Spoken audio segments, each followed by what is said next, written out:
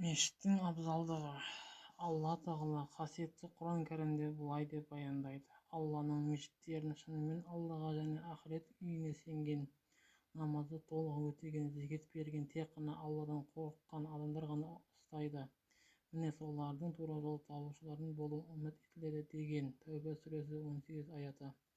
Алла елшісі оған Алланың салауаты мен сәлемі болсын айтты: кімде-кім Алла тағаланың ризалығы үшін мешіт салса, ол тіпті құстың ұясына кішкентай болса да, Алла тағала ол кісі үшін жәннаттан сарай тұрғызады деген. Расулалла оған Алланың салауаты мен сәлемі болсын айтты: кімде-кім Алла тағаланың ризалығы үшін мешіт салуға дағдыланса, Алла тағала оны жақсы көреді деген. Әбу Қатада әс-Салами пайғамбарымыздың оған Алланың салауаты мен сәлемі болсын мына сөзін жеткізеді: сендерден біреу мешітке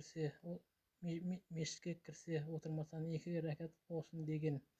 Алла елшісі оған Алланың салауаты мен сәлемі болсын мешітке көрші тұрған кісінің мешіттен басқа жердегі намазы жоқ деген. Сүнан ат-Дарақутни пайғамбарымыз оған Алланың салауаты мен сәлемі болсын айтты: кімде-кім мешітте намаз оқыса, намазы біткенге дейін періштелер оған салауат айтады: Аллахумма солли алейхи, Аллахумма архамду, Аллахумма мағфирли. Ол мешітте болғанда сөйлемесін, немесе шығып кетсін деген.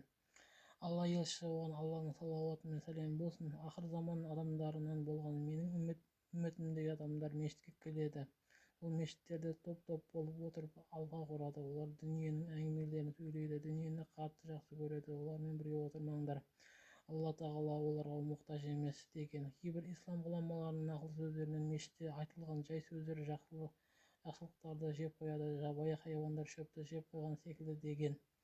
Сағид ибн Мұсайып радиаллаху анху айтты: кімде-кім мешітте отырса, шынында да ол Раббысымен отырғандай болады. Шынында оның мешітте отырған хақысы тек жақсы сөз сөйлеу деген. Ибрахим бин Нахай радиаллаху анху айтады: егер сендер тас қараңғы түнде бір кісінің мешітке қарай бағыт алып бара жатқанын көрсеңдер, ол кісіге жәннат уәжіп болады деген.